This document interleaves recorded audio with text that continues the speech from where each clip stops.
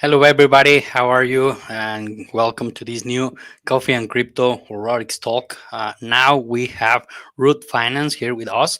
We've been having a lot of conversations with different projects in Radix, mostly memes, but we had a couple of real good projects. Not that memes are not good projects, and don't get me wrong, but it's different, right? A meme versus a project like Root Finance working through DeFi and a lot of different things. So it's always good to have breaks like you guys.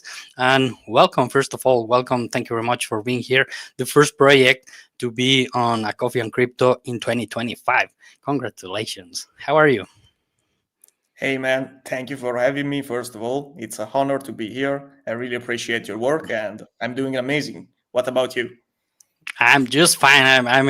We were just speaking just a few minutes before we start, and as I was telling you, yeah, holidays are good, and you get to see family and all that stuff. But I was anxious that it get to an end to go back to normal business because I want to see what happens this 2025. I think it's gonna be a very good year for crypto in general, and also for Radix. And I just was waiting for this to start on now January 2. It's pretty much like back to normal, but I guess sometimes Thursday, Friday, a lot of people keeping these days and then until next Monday. But let's see how it goes. So thank you very much for being here. First of all, always I try to give this space to different projects in Radix or just with different people in Radix. I had a couple of interviews with people not really with a project itself, but with histories on Radix. So that's also very valuable for all the audience, either my audience and Radix audience, to get to know different people that has been here for different or several months or years or whatever. So thanks a lot. And first of all, do you want to introduce a little bit yourself? Yeah, sure, 100%. So basically, I'm known as Komodo, the root father. I'm Okay. one of the founders of Root Finance, and yeah, my background is in centralized traditional finance.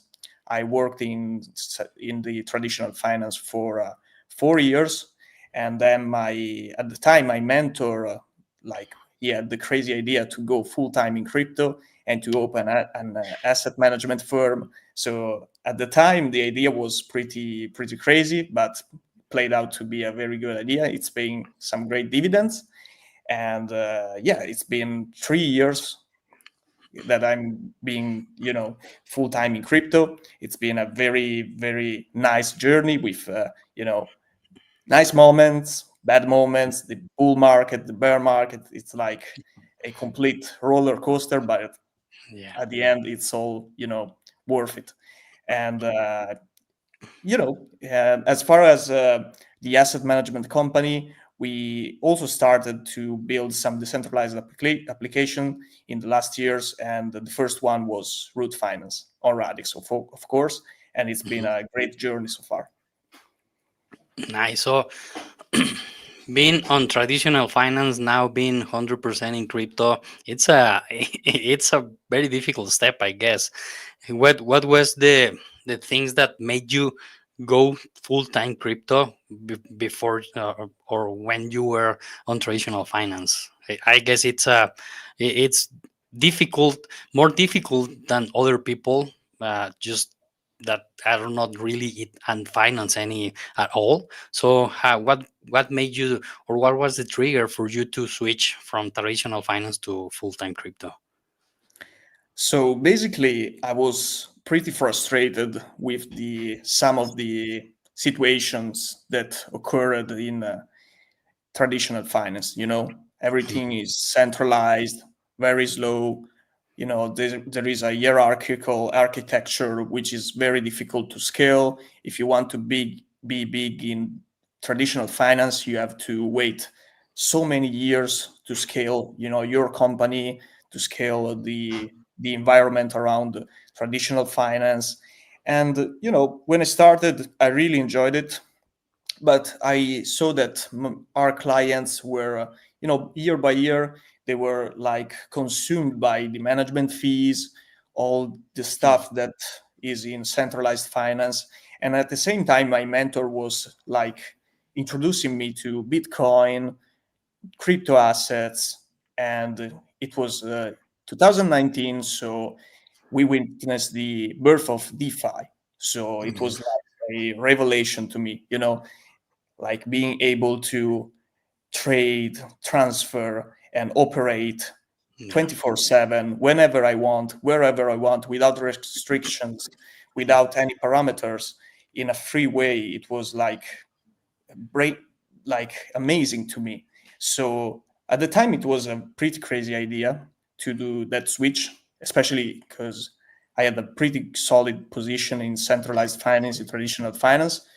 So even like the boss told me, "Are you crazy? What are you doing with those with that Bitcoin stuff? It's going to zero. It's like a scam." I tried to explain to him, "No, it's like a revolution. This is real value. It's sound money." And but he didn't want to listen to me. So I Yeah. just you know left the work, and the next day I was full time in crypto, and it was so far an amazing journey. Yeah, I guess. Yeah, I mean, this is not for everybody. I had the same thing with different partners at work.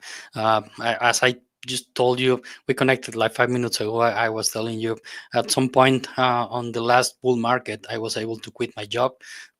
And by that time, I had a very good position on the company I was.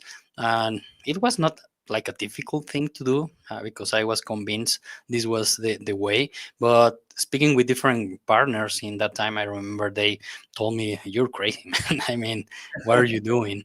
And yeah, I get you. Now I just quit my job again this past December 27th to be full in crypto.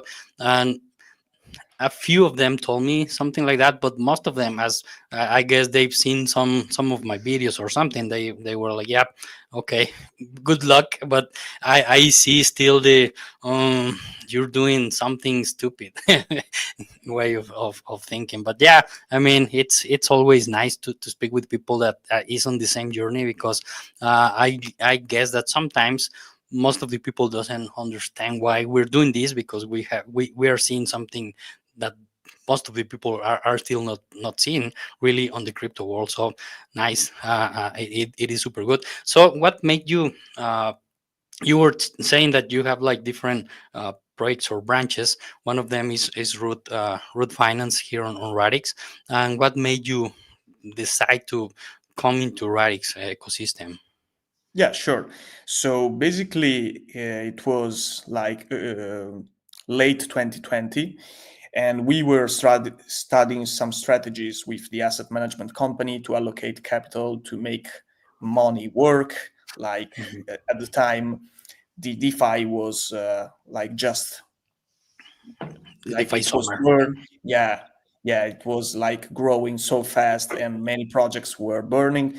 So we were analyzing new projects, and we discovered Radix. So it was like before the ICO. We started to study the roadmap, the team Mhm. behind it, and the idea behind it, and we fall in love literally with the project and with the tech, of course.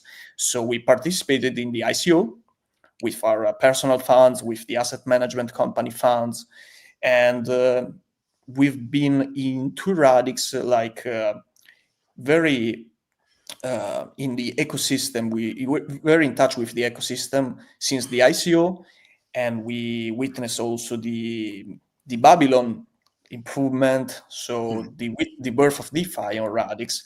And one day we were like working like every other day, but we saw that there was a lot of growth, like there was a lot of possibilities and potential growth for Radix still. Mhm. So we decided to build a dApp that we would first like to use on Radix. Like we were using lending and borrowing dApps on Ethereum, Mhm. DEXs, and all kind of stuff. And there was OC Swap at the time. There was Caviar 9. So we really thought, why not building a lending and borrowing platform like the ones we use on Ethereum, on EVM chains, that first we would we would love to use on Radix, and then of course if we would love to use that on Radix, maybe other people could love the experience. So that was the idea behind the root finance in the inception. And then we reached out to the RDX Works team to know what kind of partnership we could have with them, and they have been very open to help us. And that was the idea behind the root, to build a platform that people would have been happy to use, and of course a platform that could bring value to the Radix ecosystem, because lending and borrowing is very important to a DeFi ecosystem. If Yeah. you go to DeFi Llama and you click on every chain and you see the first three dApps on that chain, there is always a lending and borrowing platform in the top three.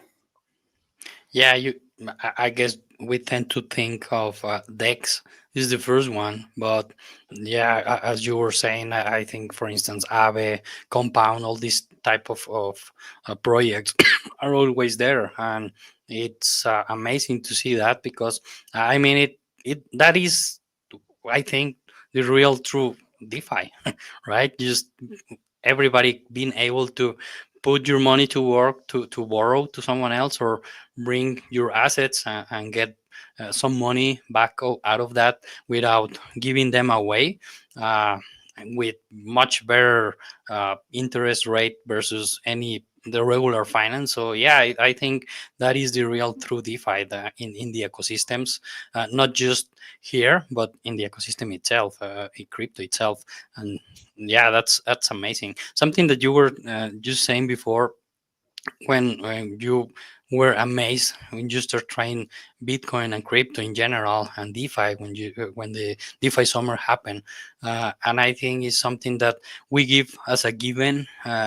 We people that has been here for X amount of time, years or months or anything, and it's the only experience you have on the finance world. Just bringing your assets, being able to buy and sell at any time, with any person in the world. We give it as a, yeah, this is the normal, right? This is what everybody is able to do. But I remember back in the days, I was seeing this movie, for the crisis we have in 2008, and I remember there's these two guys that start making a big amount of money. They have several millions, uh, just doing some trades off for different companies. But when they wanted to go to play with the with big guys, let's say on Nasdaq or something like that, they were not allowed, because they really needed a bunch of money, hundreds of thousands of hundreds of millions, just to be able to participate on those markets. And that's what crypto is all about, being or bringing the possibility to anybody to participate on the finance on the world. And yeah, borrowing, it's one of the, I would say, one of the most important things that we have, on the banks or on all these type of businesses here, on the real world, let's say, where you go and take your iPhone and say, hey, how much can I have for this, and then I'll come and pay it back. So it is something like that, but instead of bringing your stuff, you're bringing your crypto and getting some money back. So the idea, I guess, or how most of us treat it, is I put my assets to work, I get something back, and then I put that to work as well, so I can make money and then pay the loan back. Versus in the real world, when you do that and you bring something to these exchanges or houses where they give you some money, you needed to buy food or pay rent or something like that. So it's harder and harder to recover your stuff, right? So yeah, I'm just like thinking out of the box as an example of, or comparing both worlds. I don't know, what do you think of Yeah, this? yeah, you touched a really important point, because if um, if someone goes to a bank right now and he is not a particularly wealthy person, like he doesn't have $3 million, 3 million, 4 million euros, whatever they have. If they go to a bank with, let's say, 10K worth of stocks, whatever stocks they have, like the stock of a Nasdaq stock, and they go to the bank because they don't want to sell their stocks because they know that the stock market tends to have a positive return on the long term and all kind of stuff, but they just need the money in that moment because their car had a problem. They have to solve that issue and they need some liquidity. For instance, they need 5K worth of liquidity, but in that moment they have only those 10K worth of stocks. If you go to the bank and you ask them, oh, can I collateralize? Can I use my stocks as a collateral and take a loan against those stocks? They will laugh at you, literally, with 10K worth of stocks. They will say, no, it's too little. Because in traditional finance, there are a lot of restrictions. Like even now with the American ETFs, the Bitcoin spot ETFs, not all people can buy Bitcoin spot ETFs. Only like very accredited private investor or hedge funds can buy the Bitcoin spot ETF. So you touch a really important point because in traditional finance, there are a lot of restrictions. You cannot collateralize any amount of money that you want. You cannot borrow against your collaterals, especially if they are crypto collaterals. They don't even know what they are.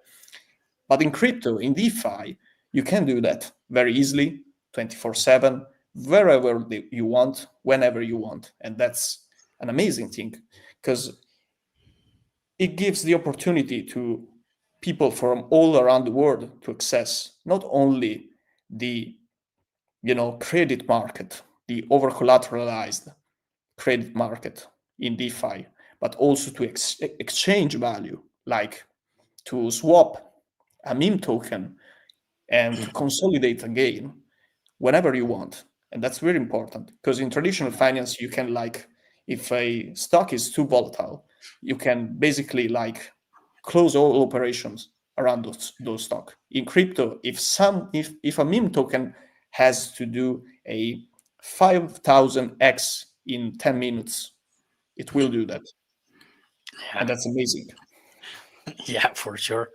Nice. Now that you bring that the ETF into my attention, and speaking with you that have this background in finance, so the ETF for Bitcoin, spot ETF for Bitcoin, for a regular guy like me, or most of the people that is watching this, as you mentioned, to start, you're not able to buy that ETF because you need to be with certain things or certain rules. You need to meet certain categories or things, but it doesn't even matter because I mean, for you and me, why buy an ETF, right? You can just go to any exchange and get Bitcoin for yourself, and you are the owner of the Bitcoin if you have it on your wallet.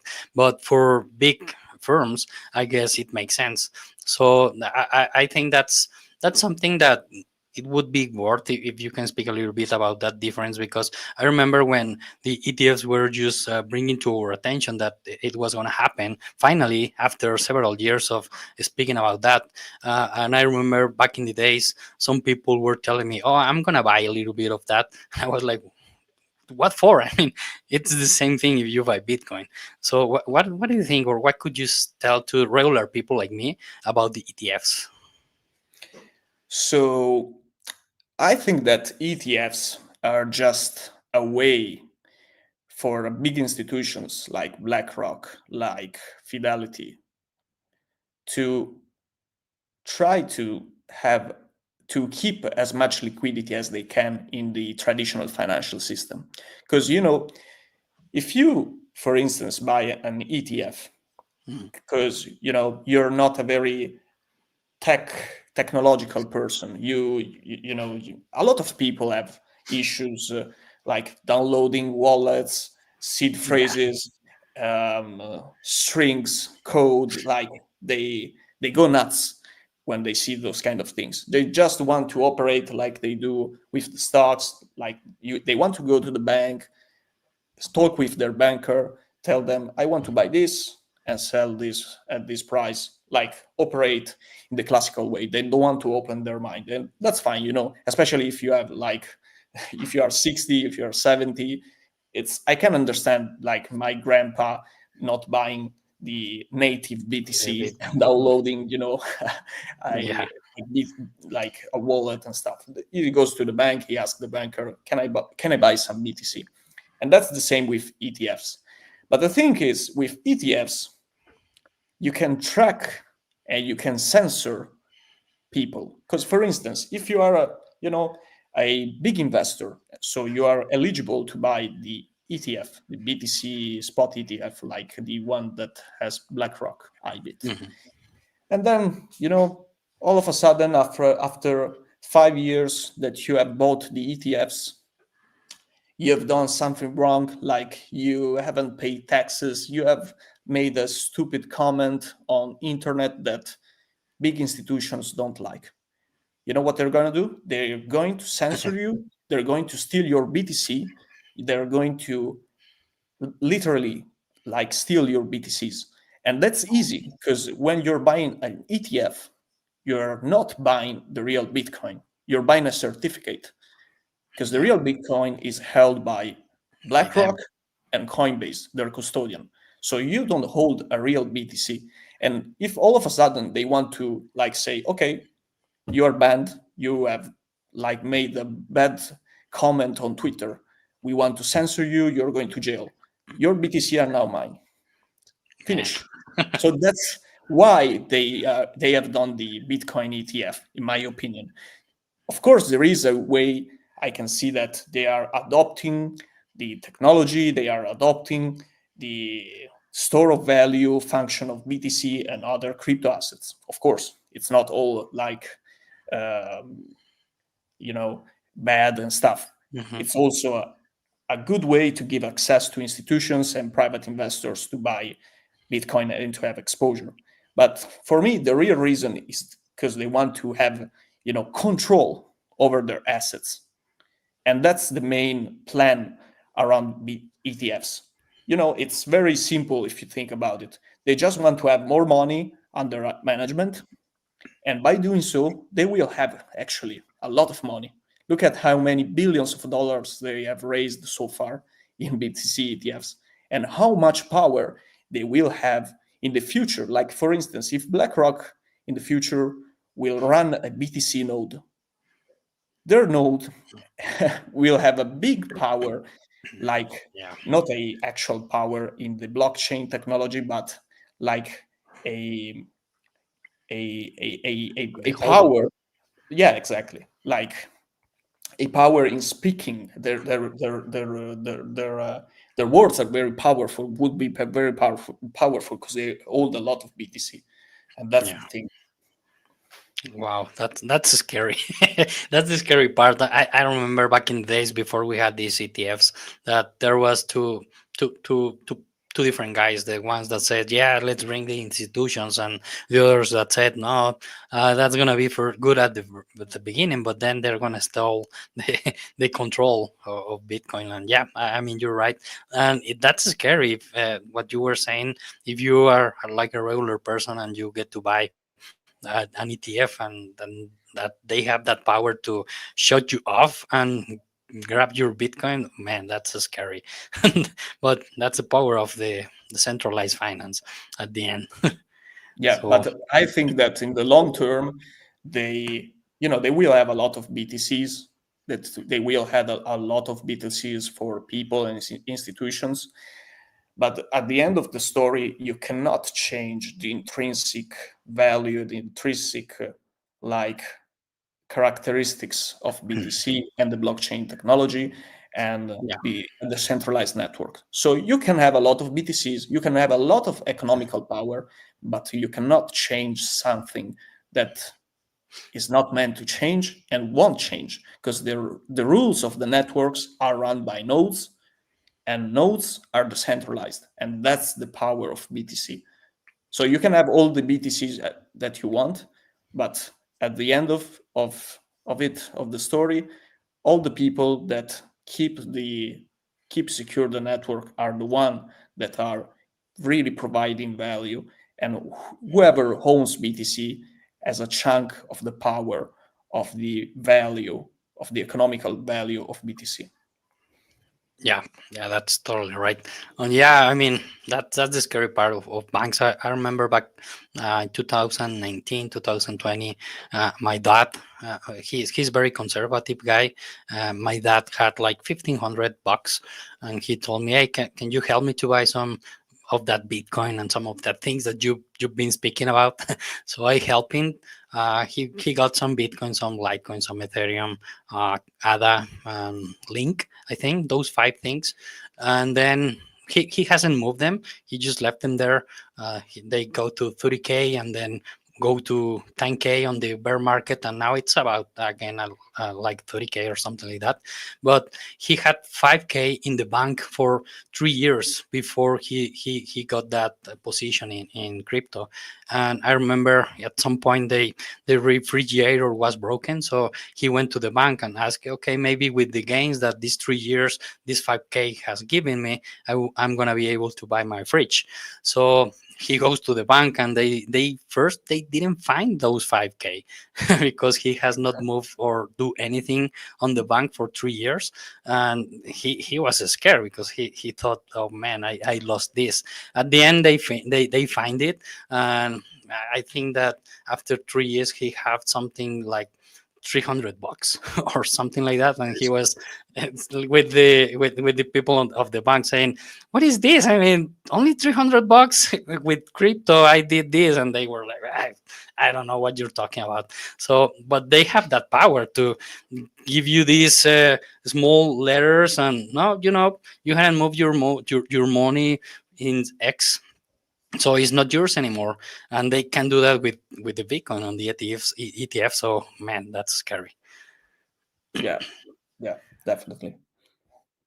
So going back to root finance, what sets root finance apart from other lending and borrowing protocols on the DeFi space? So first of all, root finance, I always say this, is not like a very like innovative lending and borrowing dApp. So basically we tried to replicate what Aave did on Ethereum, and we are trying to replicate what Aave did on Ethereum, but on Radix. So to have a nice lending and borrowing dApp, you don't have necessarily to bring the newest innovative platform to the ecosystem. You just have to follow the basic stuff and provide a good user experience, a nice narrative, educative content to educate people about lending and borrowing. So what sets root finance apart from the other lending and borrowing apps? I think, in my opinion, the communication we have, because we are really educative driven. So we really like to provide educative content for people.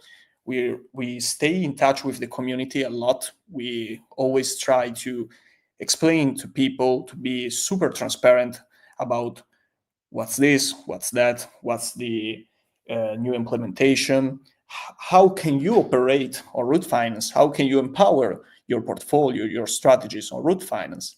And from a user experience point of view, we really tried also to create a dApp which reminds of an EVM dApp, so a dApp that could easily be built on Ethereum. And that's not like we made that with a specific intent, because we would love to, we are going to actually bring a big onboarding campaign for EVM users. And the campaign for EVM users will be to make them get in touch with Radix, with the amazing technology of Radix. Sorry, it seems like I had an issue with the internet, but I'm back. Yeah, no problem. Yeah, I was explaining that thing that sets root finance apart from the other lending and borrowing dApps at the moment is that we are focusing on is out.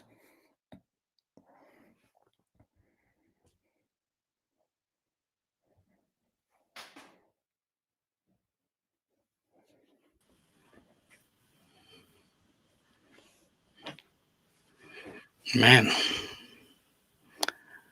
back and forward. Are you still there? Yeah, sure. Ah, man, Okay, I so shut.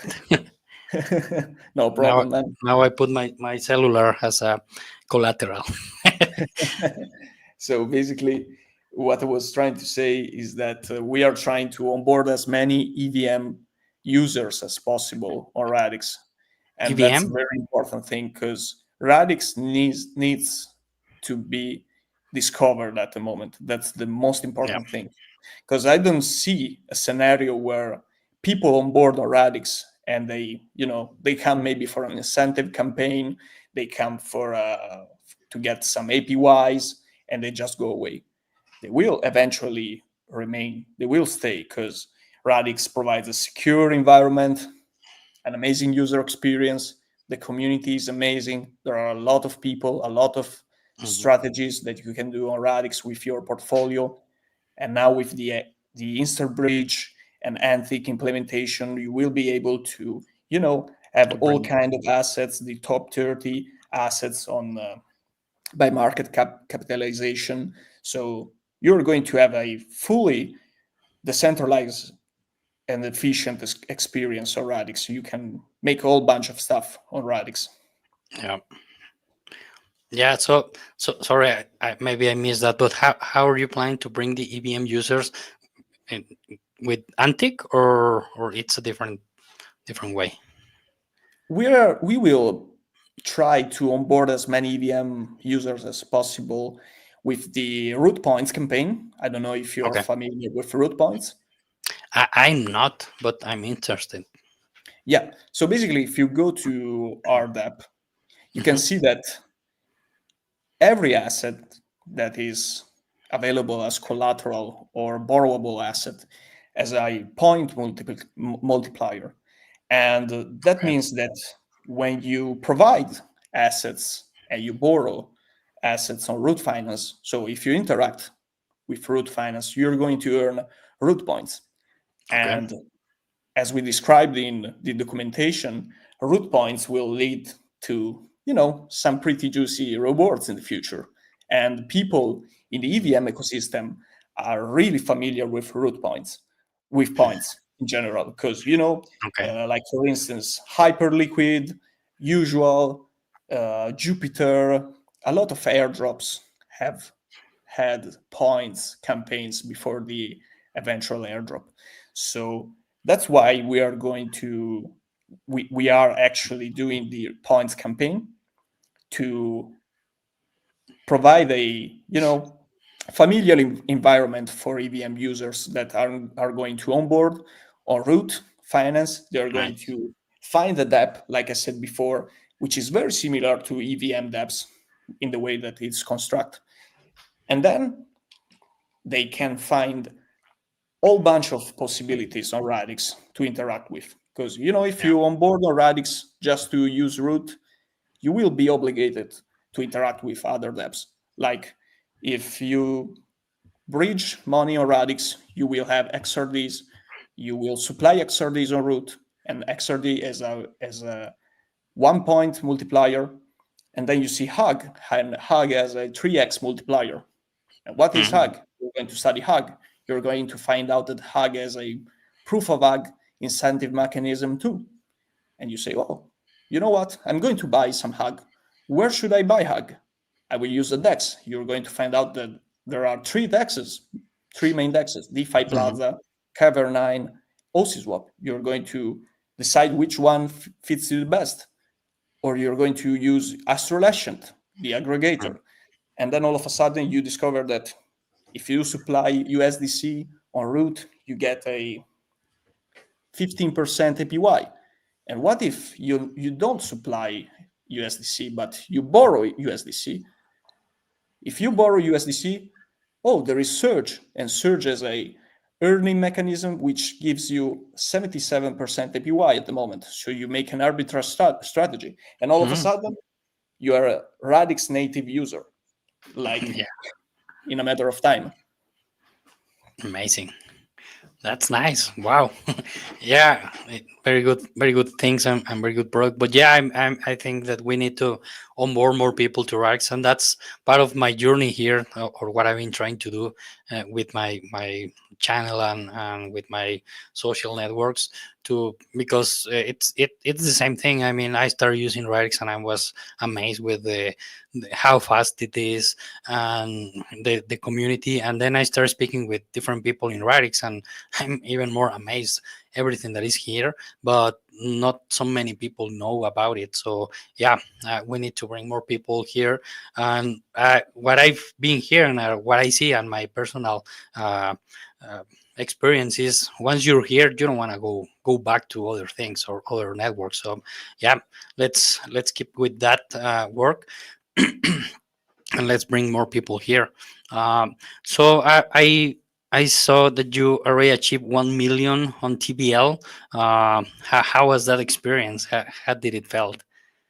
Man, amazing, amazing. To see your dApp being deployed on the network that you are in love with, Hmm. the community, all the support we received from the community, and actually not only the support but also the economical value that they brought to Root Finance was incredible. To see that 1 million USD has been supplied and has interacted with Root Finance was like incredible. I couldn't Yeah, believe that. But now that I saw this milestone happening, we need to focus on the next milestone, which is 5 million, and then the next one, which is 10 million. So that's yeah, very important, because the more TVL root, being a money market on Radix, the more TVL root possess, the more possibilities people on Radix will have. Because mhm, liquidity is the key in every DeFi ecosystem. If there is not much liquidity on an ecosystem, there are not as yeah, many possibilities as they could be, as they could yeah. you could have, and that's the key. Nice. So let's go for dive 5 and then 10. And I think at some point you're gonna remember, oh man, we were amazed when we hit 10 millions, and now we're speaking on hundreds of millions. So yeah, I mean, I think it's just the way it is, and the people is gonna be growing and growing and growing. And if you compare with other networks and this type of the apps that are on other networks, they are on the millions, on the hundreds of millions or billions. So Yeah. I don't see why Radix is not gonna be in that same category at some point. So yeah, you will remember. Oh, I remember 1 million. Like I hope so. yeah. So, what criteria do you use deciding which coins, which different projects in Radix can be on Root Finance as a collateral? So basically, I send you my wire address. You send me $200,000 to my address, and I no, that's a joke, actually. No, that's a very simple, yet it's a protocol of things that are security oriented, of course. So basically, a coin to be listed, or a token or meme token to be listed on Root Finance as collateral, has to match a lot of requirements. Like, you need to have at least 500K worth of market cap. You Okay. need to have at least a liquidity pool, which is 20% of your FDV. And you have to be at least being consistent in your market cap at 500K for 6 months. So that's a very important thing. Otherwise, if it is an X asset, like now we are going to see X Pepe, X Link, X Ina, X Ada Cardano on Radix, and we are going to list them as soon as possible because it gives a lot of opportunities to the Radix community. But to be listed on Root as a native Radix asset, you need to at least have that 500K worth of market cap, being consistent for some months to show that your project is community driven, decentralized, because we need to provide a secure environment for our users, especially in Mhm. DeFi, where many things can happen in a very short period. Yeah, yeah, it's important the projects to prove that they're here for the long run and then they are stable. Otherwise, then you're gonna be having a lot of issues with liquidations, right? If you get a very volatile small project, you can get a lot of liquidation. Then that is not good for root finance at the end or the final user. So, yep, very good. Yeah, and then actually there are two other things that are a little bit different. They're not very technical, but they are very important in my opinion. I love to get in touch with the community of the token first, with the founders of the community, with the founders of the token, to see if their message is positive, because I just want to have some positive vibes on Root, have positive people on Root. And also another thing that I really love is when founders approach me and say, I would love to have my coin on or my token on Root Finance, and I will also incentivize the supply pool of Root for the first X months. Okay. So people will be also incentivized to use their tokens as collateral, not Yeah. for a specific reason to attract more capital in a short period of time, but just to incentivize people to use DeFi, to try in DeFi, to really get in touch with the possibilities that DeFi offers. And when you have a little incentive, you're always more prone to do these kind of things. Yeah, for sure. Okay, very nice. At some point on the next couple of or several months, I will be in touch with you to list the right CTO. You will see. Perfect. Can't So wait. yeah, let's speak about security. What security measurements have you implemented to protect the user fund? Because that's something super important. And have you conducted any external audit to protocol? Yeah. Before launching the app on the mainnet, we had 3 months of testnet tests where communities could test root finance in a transparent way. They could test all the features. We received a lot of feedbacks from the community to improve the app, to improve the technical aspects of the app, the user experience, the interface, all kind of stuff.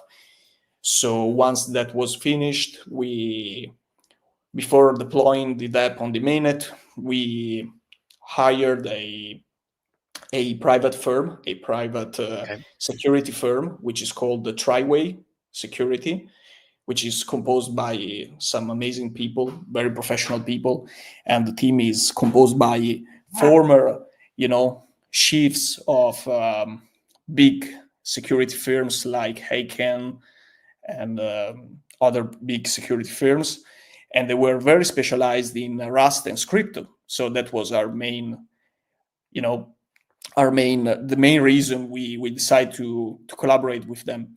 There was a auditor which had also had a collaboration with Radix, so with RDX Works, and he had an audit in 2020 of Radix. So he was very practical in Scripto. He had an experience with Scripto, so it was very important for us to have an experienced Yeah. professional to take a look at our code, and that was the security audit that was done for Root. And other measures are basically LTVs, so loan to values, which are the parameters that are set by default for assets. So loan to value is the maximum amount that you can borrow against your collateral. And that's set based on the market capitalization of the token and many other things like the volatility of the token and all this kind of stuff. Because in another thing which is very important that we set is, of course, the over-collateralized market. So in order to have a borrow, you have to provide a greater collateral. You cannot supply $100 and borrow $1,000, because that's for sure. centralized finance works. So that's how centralized finance works. Like you get a big loan and you provide a small collateral. Like you can have a 100K loan and you just provide 10K collateral in centralized finance sometimes. Because they can, in centralized finance, they can just, if you are buying a house, they can just steal your house if you're not going to pay back the loan, and that's not possible in DeFi. So we had to set those kind of to set an over collateralized market so that supplies are always greater than borrows. So what is like the max that you can borrow? Like 50% of the collateral? It depends. Like for BTC is 70%, because BTC is the king of DeFi. It's the king of crypto. So it's less volatile than other crypto. For Ethereum is the same for the same reasons. For Radix is 55%. And for meme tokens like HUG, it's 30%, 35%. And for stablecoins is 80%. 80%. Yeah, because they should be stable. I mean, there's some cases, right? We all remember Terra Luna, but of course. yeah, man, that's scary times. So, speaking about education, you mentioned before the education in a couple of times. What are the initiatives that you are moving or handling to bring education to the ecosystem? So we already did 5 tutorial videos about strategies that you can do on root finance at the moment, like supplying LSU, borrowing XRD to have a delta neutral strategy, and benefit from the APY that you have on the staking APY, while at the same time having a stable position.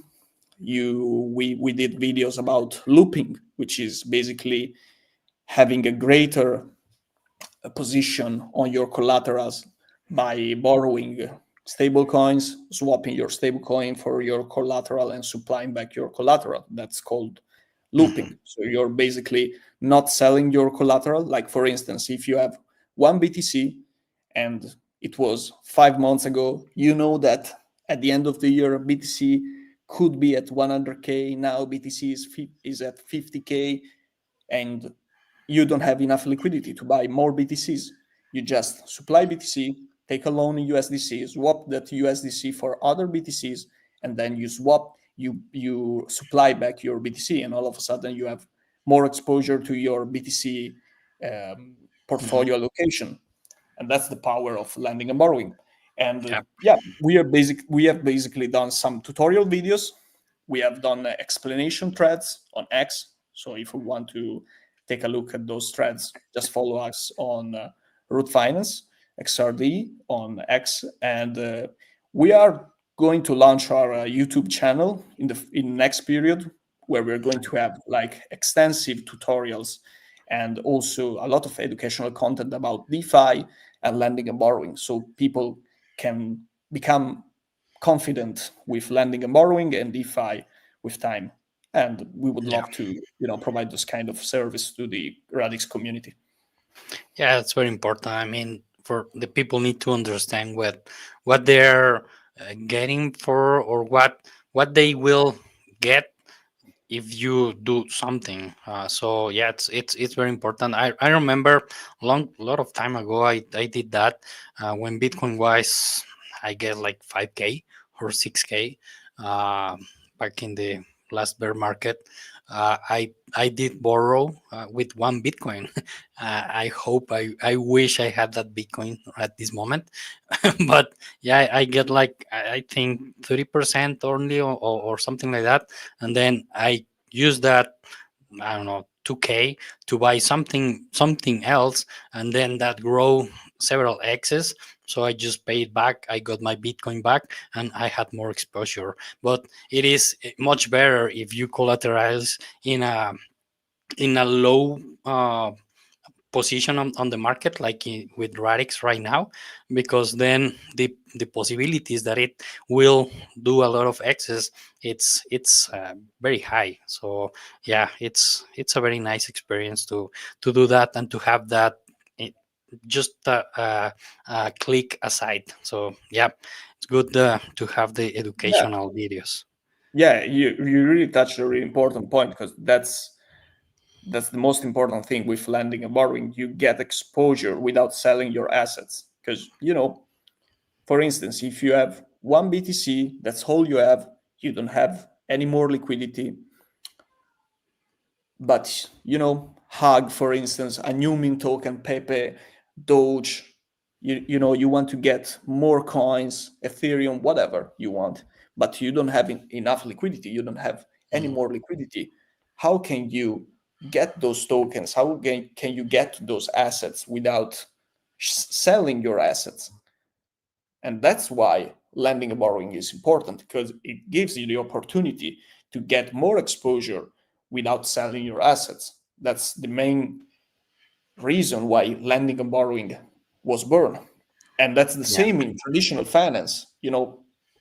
People, hedge funds, pension funds, all kind of institution, they collateralize their positions to get more exposure. Like, it's a Mhm. very common practical thing Yep. to do in finance. Yeah. Yeah, very good. So, what do you have in mind for the next months or years? What does root finance community can expect on the future? So in the future, we're going to implement new assets. Like I said, we're going to have new partnerships within the Radix ecosystem, and of course, also some external partnerships, so we can really become a money market which is not only connected within the Radix ecosystem, but also with other chains. So we can, like I said earlier, onboard as many new users as possible to make them get in touch with Radix, which is the most important thing at the moment, to give Yep. Radix some, more visibility, and to increase our TVL, of course. So the Sure. more TVL root has, the more possibilities are available to the Radix ecosystem. And it's just an avalanche effect, because the more liquidity a root has, the more possibilities you're going to have also on other dApps. The more people with big capitals can supply their assets, take big loans, for instance, and that's Mhm. like I said, an avalanche effect. So once that starts, it's difficult to end. So that's our main goals. And Nice. the EVM onboarding campaign will start in the next month. So I would really love to see the whole Radix community give a big welcome to new users, make them feel, you know, welcome, make them feel that the Radix community is here to help them, and yeah, just make them feel that they are part of the family. Yeah, make them feel welcome to Radix ecosystem. I think that's something that the Radix community have a lot of experience with. When there is new people, new guys on the ecosystem, they hug them. So yeah, I think that's gonna be easy for the community. And count with me, count with my channel whenever that launches. Let me know, and then we can do something on the channel. We can do some videos or something to make more awareness of this campaign. Of Count with course. that. Thank you, man. Okay, so we're almost 1 hour mark. Anything else that you would like to bring to the attention of Radix or non-Radix people out there?